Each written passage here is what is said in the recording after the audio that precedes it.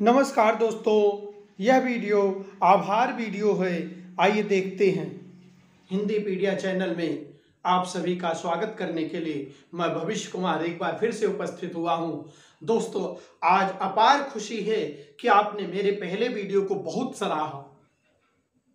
उसी की सराहना के बाद आज मैं दूसरा वीडियो भी आपके लिए लेकर आया हूं, वाक्य विचार पर। यह वीडियो सिर्फ आपकी सराहना के कारण है। आपने मेरे विषय को अत्यंत सराहते हुए मुझे लिखा भी कि सर, आपने जो वीडियो दिया उससे पढ़कर हमारे सारे डाउट क्लियर हो गए। तो मैं यही आशा करता हूं कि मेरे हर वीडियो से आपको इसी तरह फीलिंग आए कि आपके डाउट क्लियर हो रहे हैं। आशा है आप मेरे इस वीडियो से भी अपने डाउट क्लियर करेंगे तो मुझे अपार खुशी होगी। आइए आज के वीडियो में आगे बढ़ते हैं। आज का बिंदु है वाक्य विचार। वाक्य विचार का वह शेष भाग जिसे हमने छोड़ दिया था, जिसे हमने पढ़ा नहीं था, जिससे कुछ समस्याएं रह गई हैं, उसको भी आज ही समाप्त कर लेते हैं। देर नहीं करना है क्योंकि परीक्षा पास में लगी है। कौन सी परीक्षा लगी है? शिक्षक की परीक्षा लगी है, जूनियर शिक्षक की परीक्षा लगी है, जो इसी 17 तारीख को होने जा रही है। तो दोस्तों, इसको पढ़कर जरूर जाइएगा ताकि इससे आने वाला प्रश्न आपका कहीं मिस ना हो।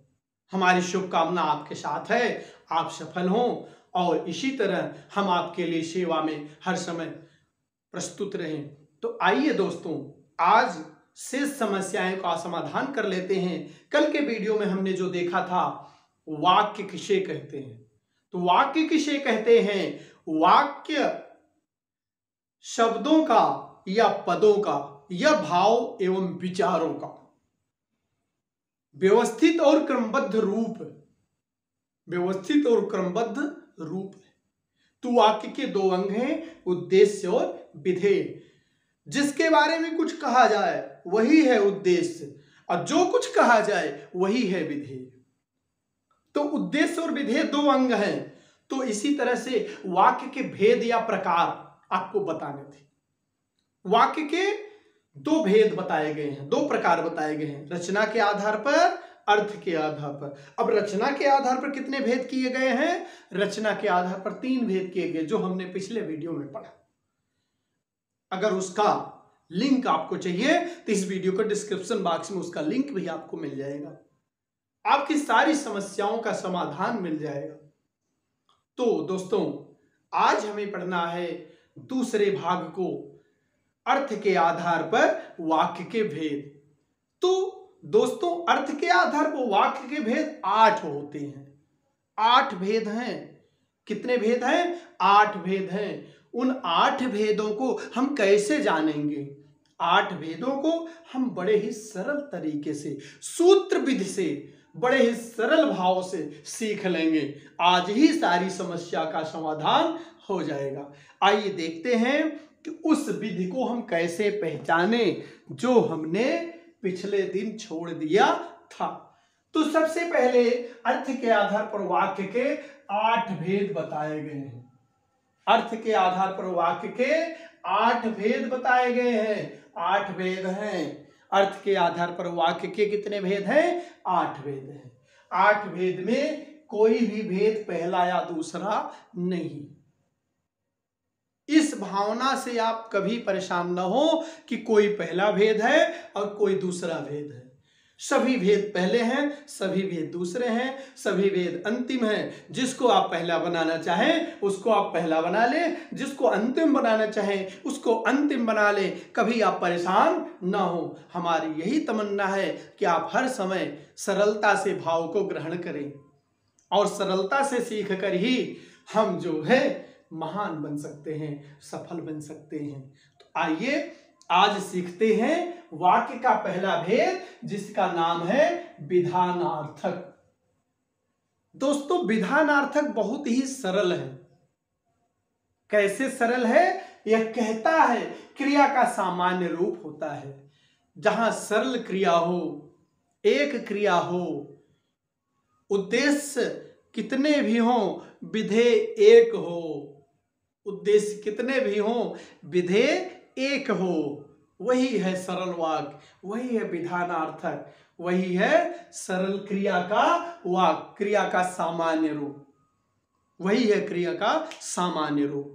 क्या क्या एक हो? उद्देश्य कितने भी हों विधेय एक हो।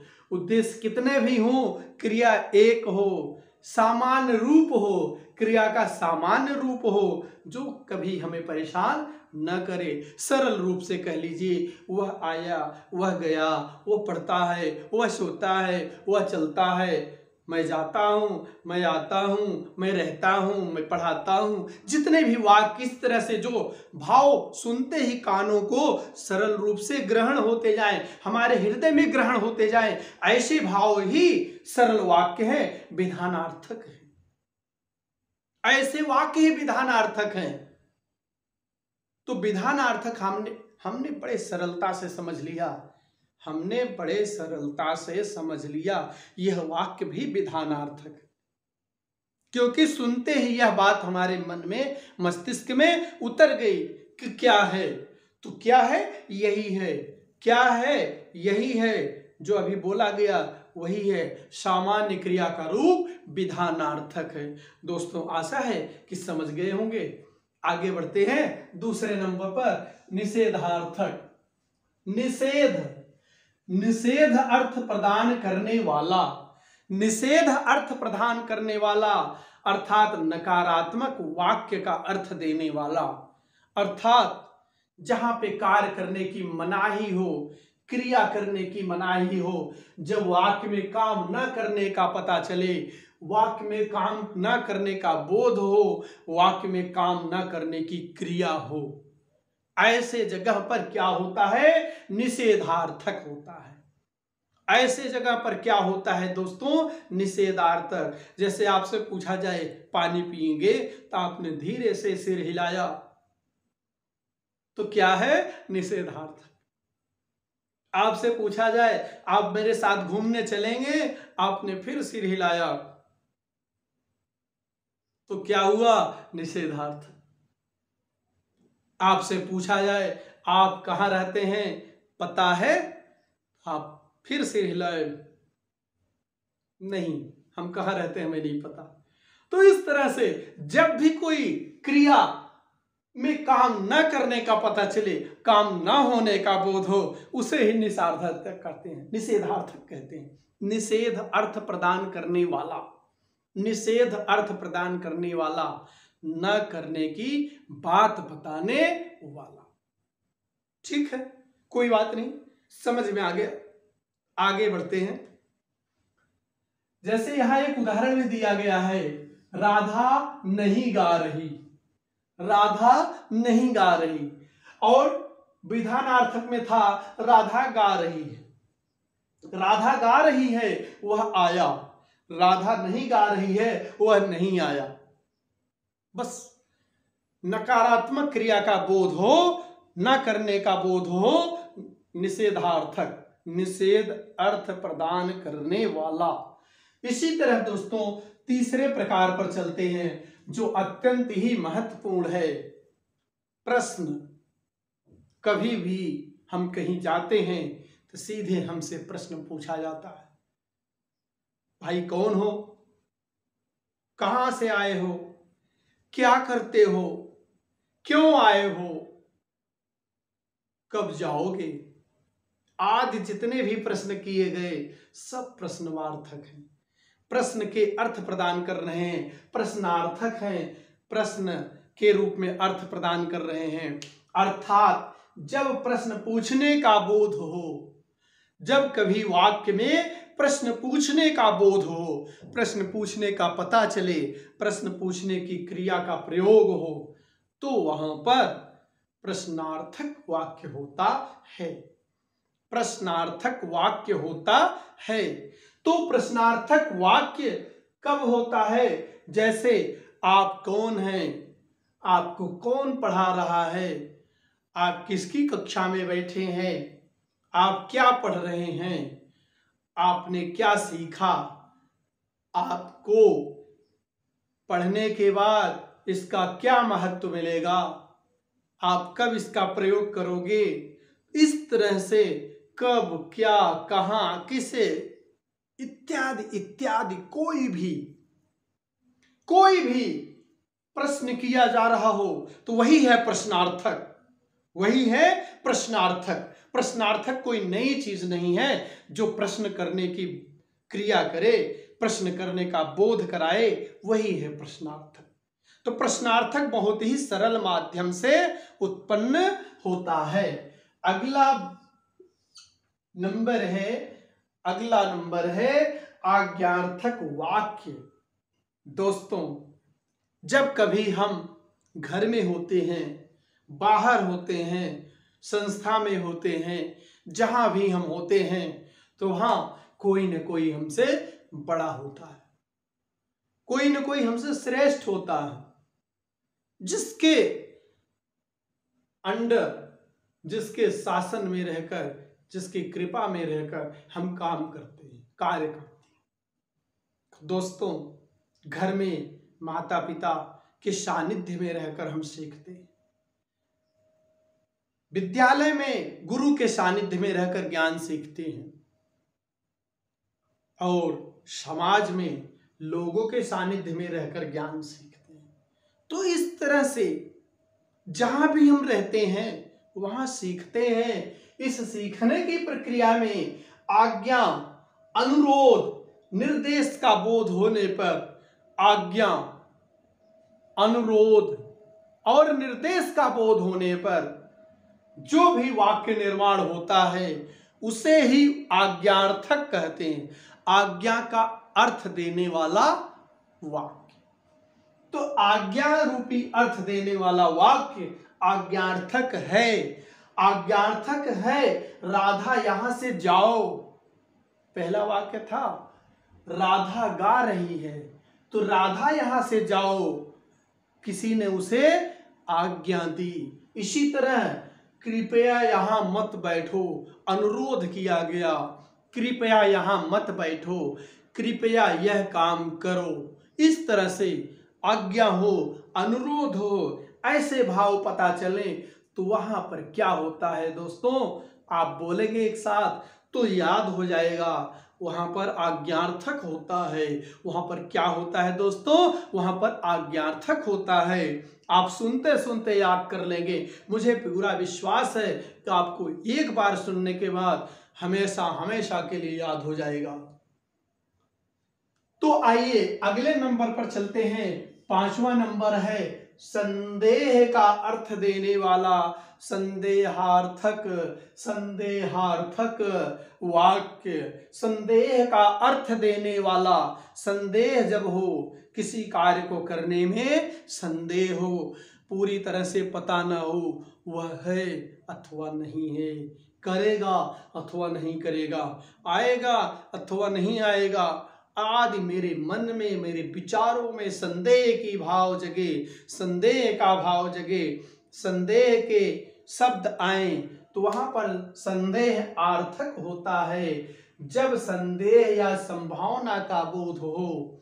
दोस्तों, इसके पहले आपने अलंकार पढ़ा, अलंकार में आपने संदेहार्थक, संदेह अलंकार पढ़ा। उस संदेह अलंकार को आप पढ़ेंगे तो यह वाक्य आप कभी नहीं भूलेंगे, जहां जनु मनु आदि के माध्यम से संदेह की स्थिति उत्पन्न होती है। जैसे यहां पर देखिए, ध्यान दीजिए, संभावना, जनु मन, जानो मानो आदि के द्वारा संभावना का बोध होता है वहां पर, और यहां पर संदेह बताया जा रहा है, संदेह हो अथवा संभावना हो, संदेह हो अथवा संभावना हो। दोस्तों, अगर संभावना का जन्म आपको फिर से देखना है, इस वीडियो के डिस्क्रिप्शन बॉक्स में आपको अलंकार का लिंक भी मिल जाएगा, जिससे आप अपने प्रश्न का उत्तर पा सकते हैं। संदेहार्थक कब होता है, संभावना कब होती है,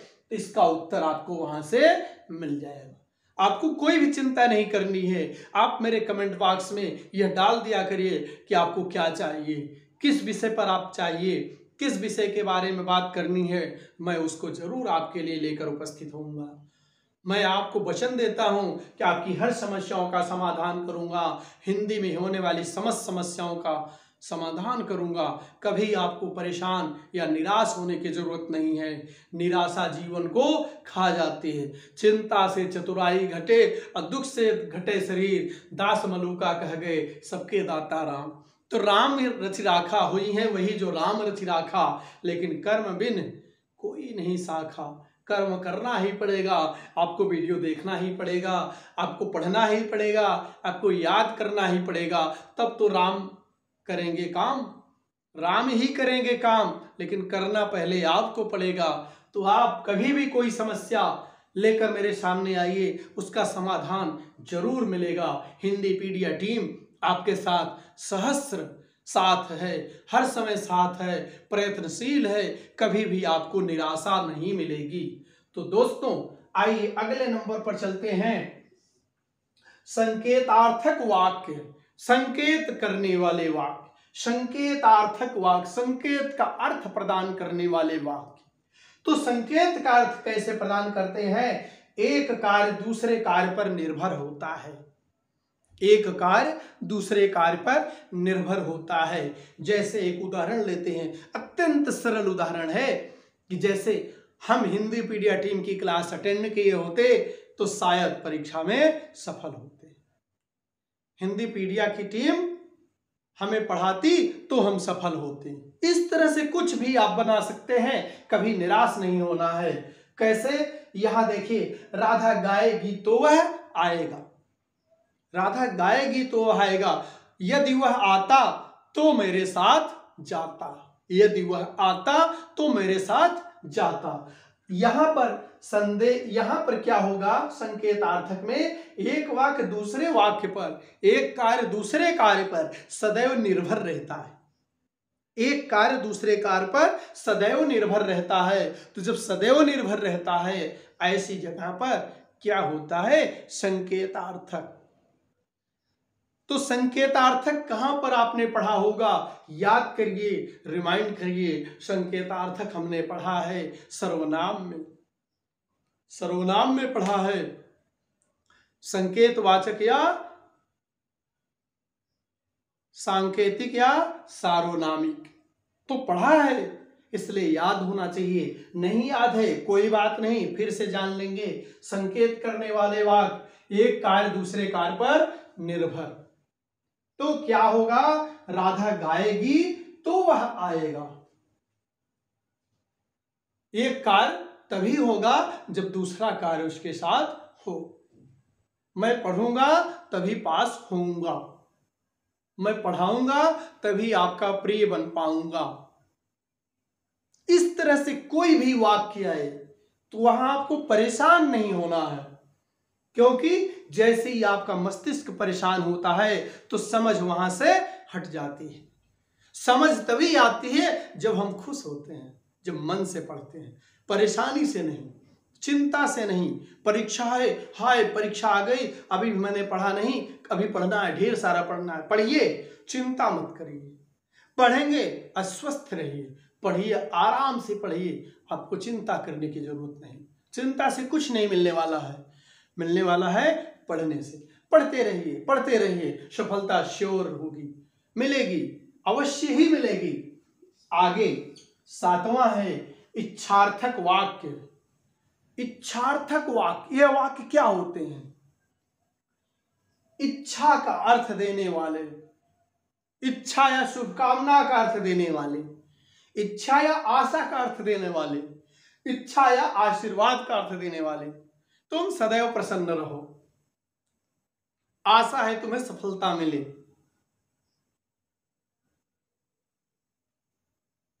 तो इस तरह से जब कभी कोई वाक्य आए तो वहां पर इच्छार्थक होता है। क्या होता है? इच्छार्थक।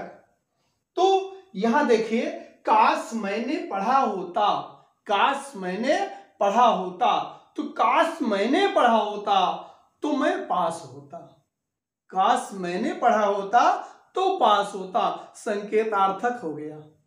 लेकिन काश मैंने पढ़ा होता तो यहाँ पर इच्छार्थक हो गया। थोड़ा सा अंतर करते ही आपका वाक्य बदल जाएगा। आगे देखते हैं और है, तो यहां पर क्या होगा, आपकी यात्रा मंगलमय हो।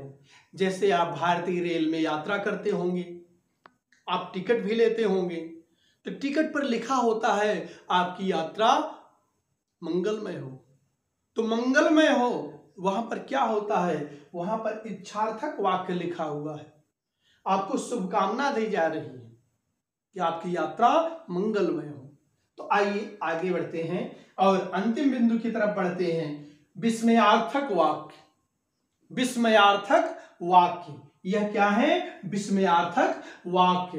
हर्ष, घृणा, शोक भाव होने पर, हर्ष का भाव, खुशी का भाव होने पर, शोक का भाव होने पर, दुख का भाव होने पर, घृणा का भाव होने पर, अर्थात अभद्र,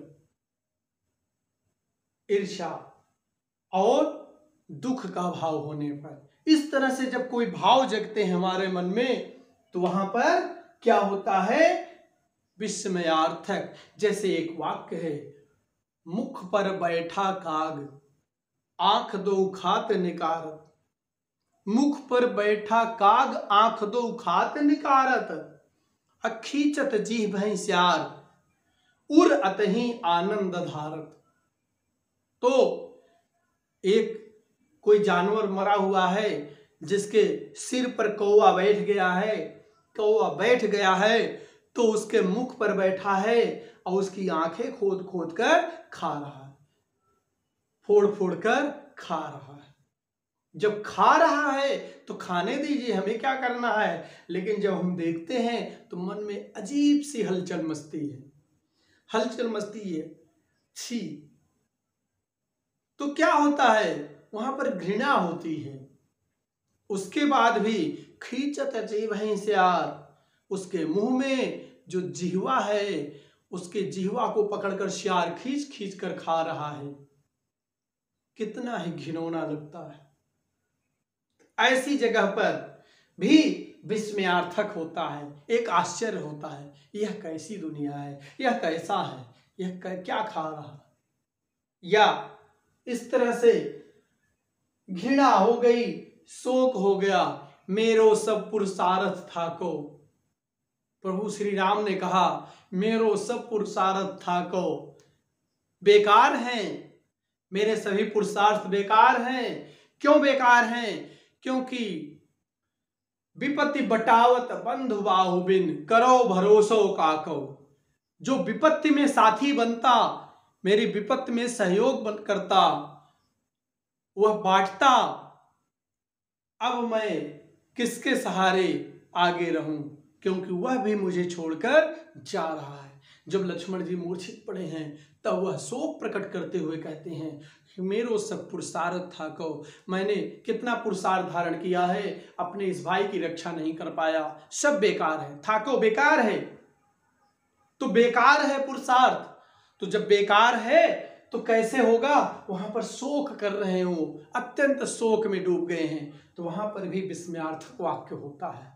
तो दोस्तों इसी तरह से उदाहरण के साथ, सरल उदाहरणों के साथ, सरल समझ के साथ, सरल परिभाषाओं के साथ हम पढ़ते रहेंगे, हिंदीपीडिया में आगे बढ़ते रहेंगे, हर एक विषय पर चर्चा करेंगे, कोई विषय नहीं छूटेगा। तो दोस्तों आप अगर मेरे चैनल पर नए हैं तो चैनल को सब्सक्राइब करें, अगर पहले से ही हैं तो लाइक करें और दोस्तों में शेयर करें। यही प्रथा बनाए रखिए, मैं भी आपके साथ हमेशा बना रहूँगा, आपके लिए नए नए वीडियो लेकर आता रहूँगा और आपको ऐसे ही सरल माध्यम से बहुत सारी जानकारियाँ देता रहूँगा। मेरा विश्वास है आप सफल होंगे, आप पढ़कर ही सफल होंगे, निराशा और चिंता करके सफल नहीं होंगे। तो आशा है यह वीडियो आपको अच्छा लगा होगा। आज के लिए इतना ही, अगले वीडियो में मिलते हैं नए विषय के साथ। धन्यवाद। जय हिंद, जय भारत, वंदे मातरम।